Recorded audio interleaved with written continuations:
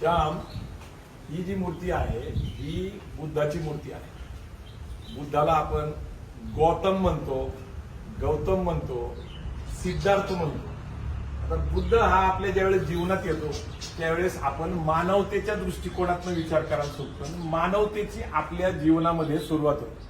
आपली जी राज्यघटना आहे ही राज्यघटना महात्मा फुलेंची समता, शाहू महाराजांचं बंधुत्व, बाबासाहेब आंबेडकरांचा न्याय, शिवाजी महाराजांचं स्वराज्य आणि स्वतंत्र, तर ही जी मूळ विचारधारा आहे ही बुद्धाची विचार आहे. आणि बुद्ध हा डॉक्टर बाबासाहेब आंबेडकरांची प्रेरणा आहे, महात्मा फुले प्रेरणा आहे आणि संत कबीर प्रेरणा आहे.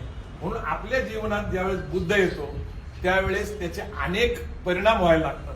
बुद्ध म्हणतात की स्वयंप्रेरणेने तुम्ही जीवन जगा, आप्तदीप भव. आप्तदीप भव म्हणजे स्वयंप्रेरणा.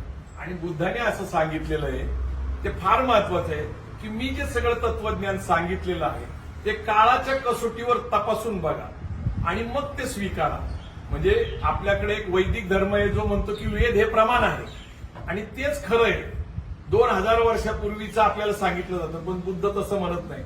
बुद्ध भविष्याचं बोलतो आणि बुद्धाची प्रेरणा आपल्या घरामध्ये आली. आज माझ्या घरामध्ये इथं बुद्ध आहे, हॉलमध्ये बुद्धाचा पुतळा आहे. मी Vietnam, Thailand, Cambodia, Japan, China, जगातल्या 40 देशामधनं बुद्ध माझ्या घरी आलेला आहे.